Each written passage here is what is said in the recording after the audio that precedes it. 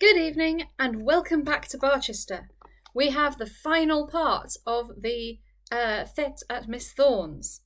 And how many more times can Eleanor be propositioned in one day? I guess we'll find out. Chapter 42. Ullathorne Sports, Act 3. And now Miss Thorne's guests were beginning to take their departure, and the amusement of those who remained was becoming slack. It was getting dark, and ladies in mourning costumes were thinking that if they were to appear by candlelight, they ought to readjust themselves. Some young gentlemen had been heard to talk so loud that prudent manners determined to retire judiciously, and the more discreet of the male sex, whose libations had been moderate, felt that there was not much more left for them to do. Morning parties as a rule are failures. People never know how to get away from them gracefully. A picnic on an island or a mountain or in a wood may perhaps be permitted. There is no master of the mountain bound by courtesy to bid you stay while in his heart he is longing for your departure. But in a private house or in private grounds a morning party is a bore. One is called on to eat and drink at unnatural hours. One is obliged to give up the day which is useful, and is then left without resource for the evening which is useless. One gets home fagged and désœuvré, and yet at an hour too early for bed. There is no comfortable resources left.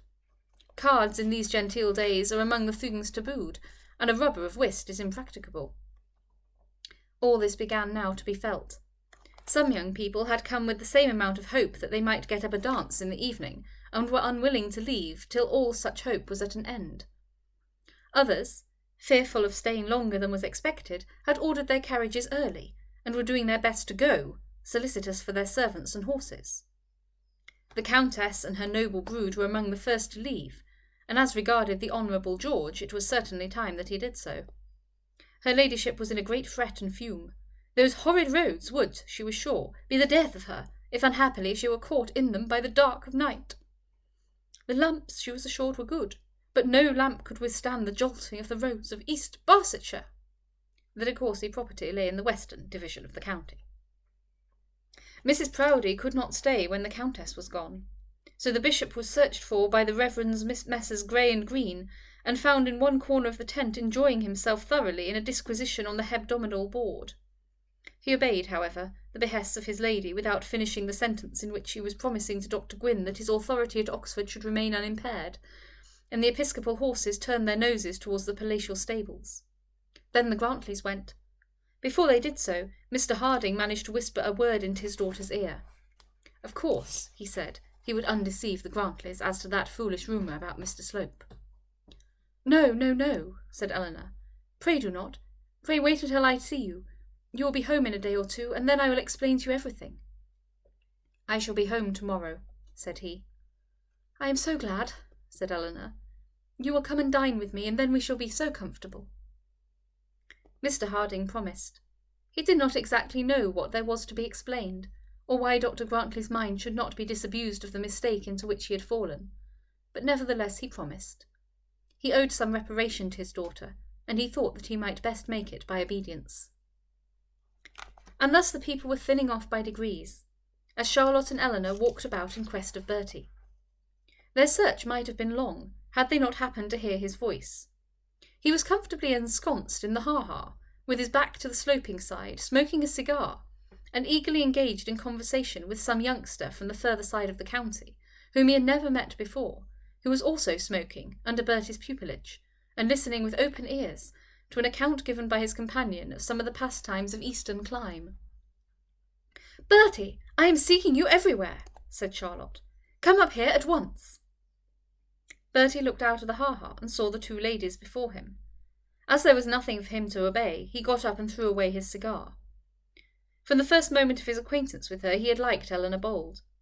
Had he been left to his own devices, had she been penniless, and had it then been quite out of the question that he should marry her, he would most probably have fallen violently in love with her.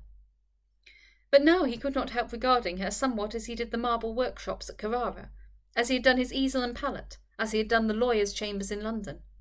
In fact, as he had invariably regarded everything by which it had been proposed to him to obtain the means of living. Eleanor Bold appeared before him no longer as a beautiful woman, but as a new profession called matrimony. It was a profession indeed requiring but little labour, and one in which an income was insured to him. But nevertheless he had been, as it were, goaded on to it. His sister had talked to him of Eleanor, just as she had talked of busts and portraits. Bertie did not dislike money, but he hated the very thought of earning it. He was now called away from his pleasant cigar to earn it, by offering himself as a husband to Mrs. Bold. The work indeed was made easy enough, for in lieu of his having to seek the widow had apparently come to seek him. He made some sudden absurd excuse to his auditor, and then, throwing away his cigar, climbed up the wall of the ha-ha and joined the ladies on the lawn. "Come and give Mrs. Bold an arm," said Charlotte, "while I set you on a piece of duty, which as a pro-chevalier you must immediately perform. Your personal danger will, I fear, be insignificant, as your antagonist is a clergyman." Bertie immediately gave his arm to Eleanor, walking between her and his sister. He had lived too long abroad to fall into the Englishman's habit of offering each an arm to two ladies at the same time, a habit, by the by, which foreigners regard as an approach to bigamy, or a sort of incipient Mormonism. The little history of Mr. Slope's misconduct was then told to Bertie by his sister, Eleanor's ears tingling the while. And well they might tingle. If it were necessary to speak of the outrage at all, why should it be spoken of to such a person as Mr. Stanhope, and why in her own hearing? She knew she was wrong, and was unhappy and dispirited, and yet she could think no way to extricate herself, no way to set herself right. Charlotte spared her as much as she possibly could, spoke of the whole thing as though Mr. Slope had taken a glass of wine too much, said that of course there would be nothing more about it, but the steps must be taken to exclude Mr. Slope from the carriage. "Mrs. Bold need not be under no alarm about that," said Bertie, "for Mr. Slope has gone this hour past. He told me that business made it necessary that he should start at once for Barchester." "He is not so tipsy at any rate, but what he knows his fault," said Charlotte. "Well, my dear, that is one difficulty over. Now I'll leave you with your true knight and get Madeline off as quickly as I can. The carriage is here, I suppose, Bertie?" "It has been here for the last hour." "That's well. Good-bye, my dear. Of course you'll come in to tea. I shall trust you to bring her, Bertie, even by force, if necessary." And so saying, Charlotte ran off across the lawn, leaving her brother alone with the widow. As Miss Stanhope went off, Eleanor bethought herself that, as Mr. Slope had taken his departure, there no longer existed any necessity for separating Mr. Stanhope from his sister Madeline, who so much needed his aid. It had been arranged that he should remain so as to preoccupy Mr. Slope's place in the carriage, and act as a social policeman to effect the exclusion of that disagreeable gentleman. But Mr. Slope had effected his own exclusion, and there was no possible reason now why Bertie should not go with his sister. At least Eleanor saw none, and she said as much. "Oh, let Charlotte have her own way," said he. "She has arranged it, and there will be no end of confusion if we make another change. Charlotte always arranges everything in our house, and rules us like a despot." "But the signora," said Eleanor. "Oh, the signora can do very well without me. Indeed, she will have to do without me," he added, thinking rather of his studies in Carrara than of his Barchester hymeneals. "Why, you are not going to leave us?" asked Eleanor. It has been said that Bertie Stanhope was a man without principle. He certainly was so. He had no power of using active mental exertion to keep himself from doing evil. Evil had no ugliness in his eyes, virtue no beauty. He was void of any of those feelings which actuate men to do good. But he was perhaps equally void of those which actuate men to do evil. He got into debt with utter recklessness, thinking nothing as to whether the tradesman would ever be paid or not. But he did not invent active schemes of deceit for the sake of extracting the goods of others. If a man gave him credit, that was that man's lookout. Bertie Stanhope's troubled himself nothing further. In borrowing money he did the same. He gave people references to his governor, told them that the old chap had a good income, and agreed to pay 60% for the accommodation. All this he did without a scruple of conscience, but then he never contrived active villainy. In this affair of his marriage, it had been represented to him as a matter of duty that he ought to put himself in possession of Mrs. Bold's hand and fortune, and at first he had so regarded it. About her he had thought but little. It was the customary thing for men situated as he was to marry for money, and there was no reason why he should not do what others around him did, and so he consented. But now he began to see the matter in another light. He was setting himself down to catch this woman, as a cat sits to catch a mouse. He was to catch her, and swallow her up, her and her child, and her houses and land, in order that he might live on her instead of on his father. There was a cold, calculating, cautious cunning about this, quite at variance with Bertie's character. The prudence of the measure was quite as antagonistic to his feelings as the iniquity. And then, should he be successful, what would be the reward? Having satisfied his creditors with half of the widow's fortune, he would be allowed to sit down quietly at Barchester, keeping economical house with the remainder.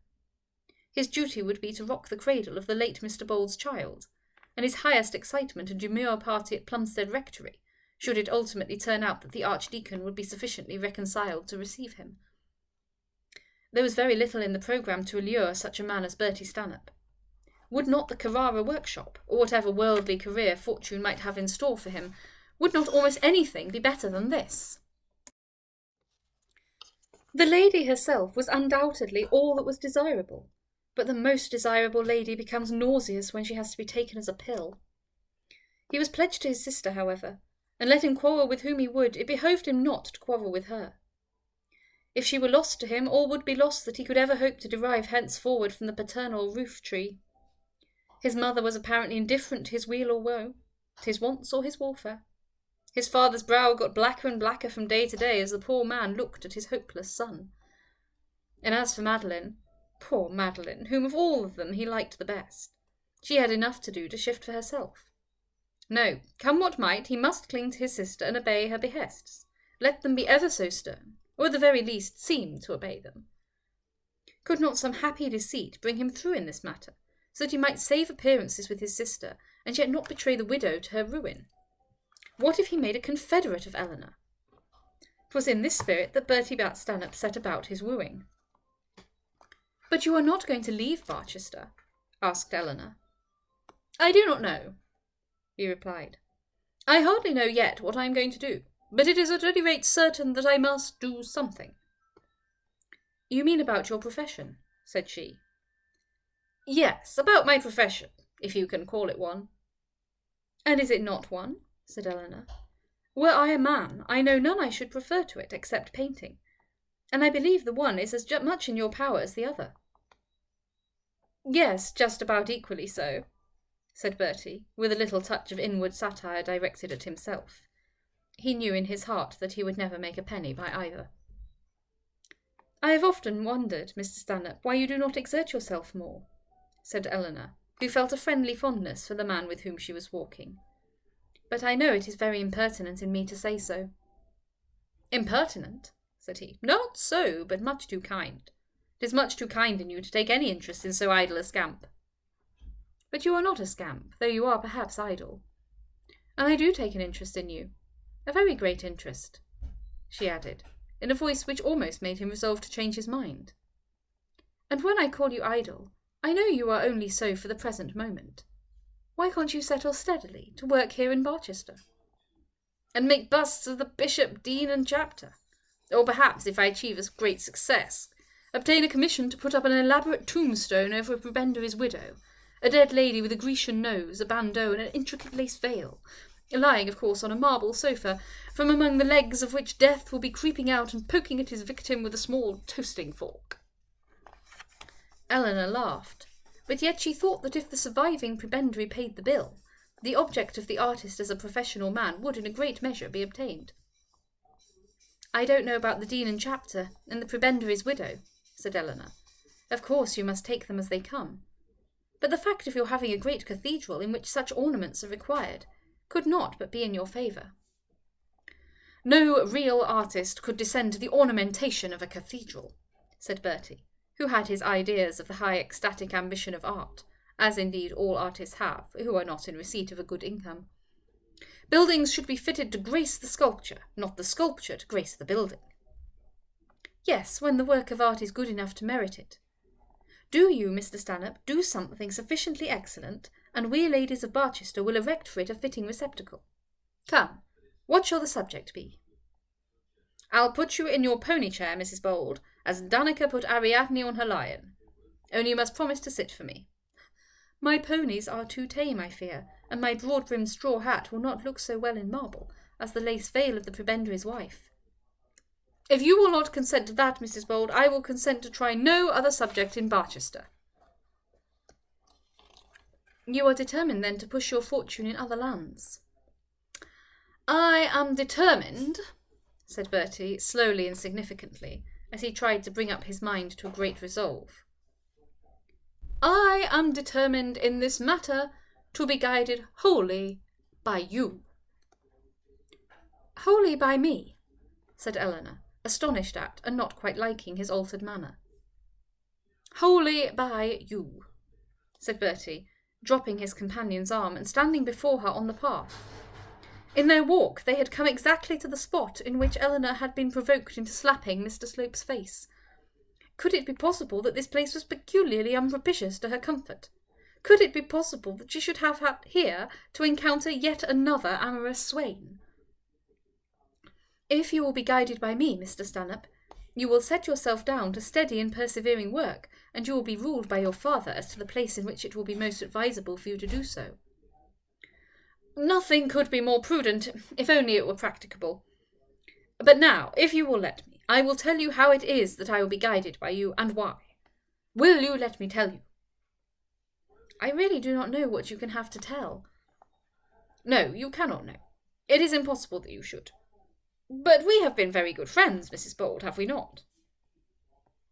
Yes, I think we have, said she, observing in his demeanour an earnestness very unusual with him. You were kind enough to say just now that you took an interest in me, and I was perhaps vain enough to believe you. There is no vanity in that. I do so as your sister's brother, and as my own friend also.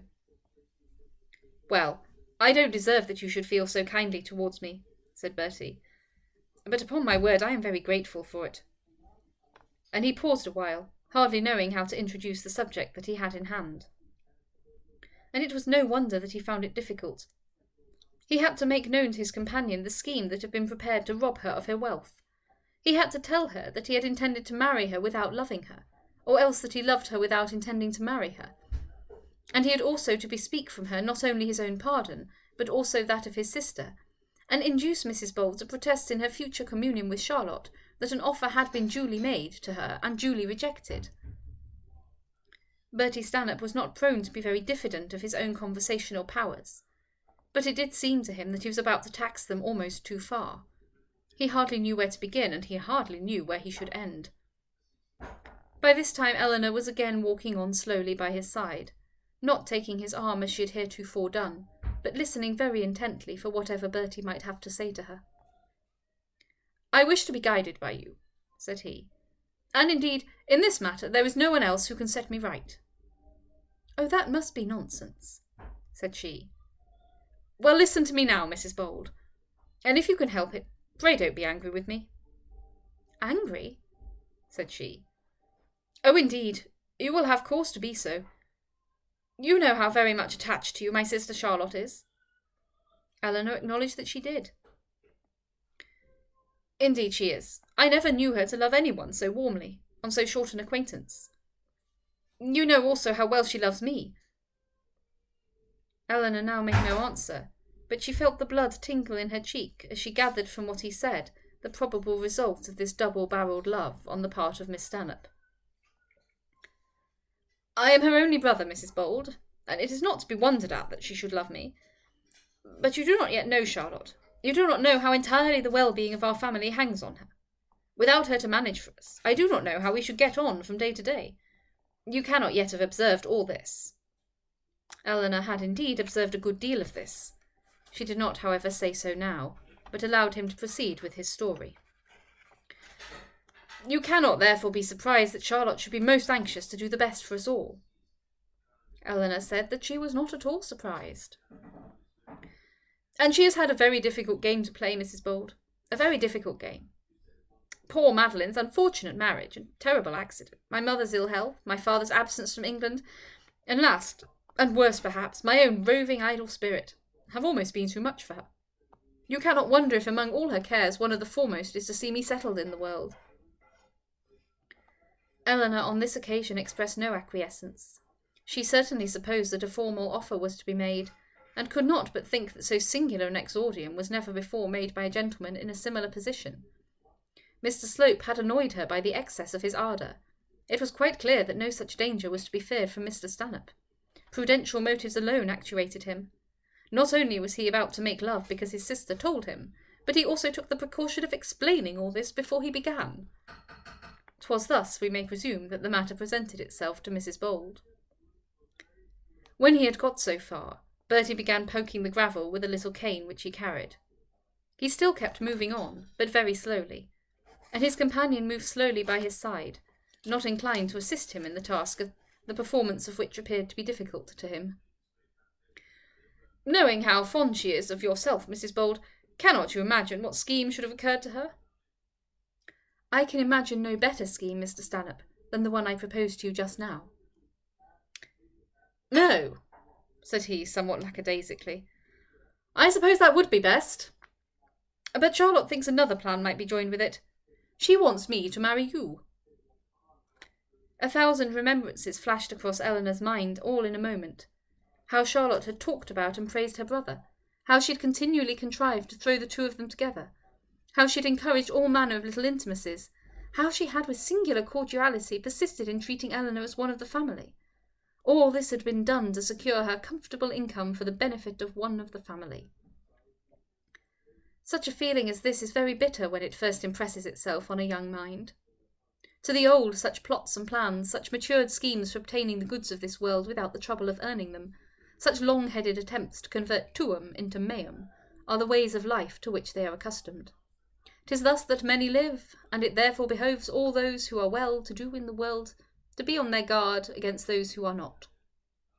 With them it is the success that disgusts, not the attempt. But Elinor had not yet learnt to look on her money as a source of danger. She had not begun to regard herself as fair game to be hunted down by hungry gentlemen. She had enjoyed the society of the Stanhopes. She had greatly liked the cordiality of Charlotte, and had been happy in her new friends. Now she saw the cause of all this kindness, and her mind was open to a new phase of human life. Miss Stanhope, said she haughtily, has been contriving for me a great deal of honour, but she might have saved herself the trouble. I am not sufficiently ambitious. Pray don't be angry with her, Mrs. Bold, said he, or with me either. Certainly not with you, Mr. Stanhope, said she, with considerable sarcasm in her tone. Certainly not with you. No, nor with her, said he imploringly. And why, may I ask, Mr. Stanhope, have you told me this singular story? For I may presume I may judge by your manner of telling it that you and your sister are not exactly of one mind on the subject. No, we are not. And if so, said Mrs. Bold, who was now really angry with the unnecessary insult which she thought had been offered to her, and if so, why has it been worth your while to tell me all this? I did once think, Mrs. Bold, that you... The widow now again became entirely impassive, and would not lend the slightest assistance to her companion. I did once think that you might have been taught to regard me as more than a friend. Never, said Mrs. Bold, never. If I have ever allowed myself to do anything to encourage such an idea, I have been very much to blame indeed. You never have, said Bertie, who really had a good-natured anxiety to make what he said as little unpleasant as possible. You never have, and I have seen for some time that I had no chance. But my sister's hopes ran higher. I have not mistaken you, Mrs. Bold, though perhaps she has. Then why have you said all this to me? Because I must not anger her. And will this not anger her? Upon my word, Mr. Stanhope, I do not understand the policy of your family. Oh, how I wish I was at home! And as she expressed the wish, she could restrain herself no longer, but burst out into a flood of tears. Poor Bertie was greatly moved. You shall have the carriage to yourself going home, said he. At least you and my father. As for me, I can walk. Or for the matter of that, it does not much signify what I do. He perfectly understood that part of Elinor's grief arose from the apparent necessity of going back to Barchester in the carriage with her second suitor. This somewhat mollified her. Oh, Mr. Stanhope, said she, why should you have made me so miserable? What will you have gained by telling me all this? He had not even yet explained to her the most difficult part of his proposition. He had not told her that she was to be a party in the little deception which he intended to play off upon his sister. This suggestion had still to be made, and as it was absolutely necessary, he proceeded to make it. We need not follow him through the whole of his statement. At last, and not without considerable difficulty, he made Eleanor understand why he had let her into his confidence, seeing that he no longer intended her the honour of a formal offer. At last he made her comprehend the part which she was destined to play in this little family comedy. But when she did understand it, she was only more angry with him than ever, more angry not only with him but with Charlotte also. Her fair name was to be bandied about between them in different senses, and each sense false. She was to be played off by the sister against the father, and then by the brother against the sister. Her dear friend Charlotte, with all her agreeable sympathy and affection, was striving to sacrifice her for the Stanhope family welfare. And Bertie, who as he now proclaimed himself was over head and ears in debt, completed the compliment of owning that he did not care to have his debts paid at so great a sacrifice of himself. Then, when she was asked to conspire together with this unwilling suitor, for the sake of making the family believe that he had in obedience to their command done his best to throw himself thus away. She lifted up her face when he had finished, and looking at him with much dignity, even through her tears, she said, "I regret to say it, Mr. Stanhope, but after what has passed I believe that all intercourse between your family and myself had better cease." "Well, perhaps it had," said Bertie naively. "Perhaps that will be better, at any rate for a time. And then Charlotte will think you are offended at what I have done." "And now I will go back to the house, if you please," said Eleanor. "I can find my way by myself, Mr. Stanhope. After what has passed," she added, "I would rather go alone. But I must find the carriage for you, Mrs. Bold, and I must tell my father that you will return with him alone, and I must make some excuse to him for not going with you, and I must bid the servant put you down at your own house, if I suppose you will not now choose to see them again in the close." There was a truth about this, and a perspicuity in making arrangements for lessening her immediate embarrassment, which had some effect in softening Eleanor's anger. So she suffered herself to walk by his side over the now deserted lawn, till they came to the drawing-room window. There was something about Bertie Stanhope which gave him, in the estimation of everyone, a different standing from that which any other man would occupy under similar circumstances. Angry as Eleanor was, and great as was her cause for anger, she was not half as angry with him as she would have been with anyone else. He was apparently so simple, so good-natured, so unaffected and easy to talk to, that she had already half forgiven him before he was at the drawing-room window. When they arrived there, Dr. Stanhope was sitting nearly alone with Mr. and Miss Thorne. One or two other unfortunates were there, who from one cause or another were still delayed in getting away, but they were every moment getting fewer in number. As soon as he had handed Eleanor over to his father, Bertie started off to the front gate, in search of the carriage, and there waited leaning patiently against the front wall, and comfortably smoking a cigar till it came up. When he returned to the room, Dr. Stanhope and Eleanor were alone with their hosts. "At last, Miss Thorne," said he cheerily, "I have come to relieve you. Mrs. Bold and my father are the last roses of the very delightful summer you have given us, and desirable as Mrs. Bold's society always is, now, at least, you must be glad to see the last flowers plucked from the tree." Miss Thorne declared that she was delighted to have Mrs. Bold and Dr. Stanhope still with her, and Mr. Thorne would have said the same, had he not been checked by a yawn, which he could not suppress. "Father, will you give your arm to Mrs. Bold?" said Bertie. And so the last adieux were made, and the prebendary led out Mrs. Bold, followed by his son. "I shall be home soon after you," said he, as the two got into the carriage. "Are you not coming in the carriage?" said the father. No, I have someone to see on the road, and shall walk. John, mind you drive to Mrs. Bold's house first." Eleanor, looking out of the window, saw him with his hat in his hand, bowing to her with his usual gay smile, as though nothing had happened to mar the tranquillity of the day. It was many a long year before she saw him again.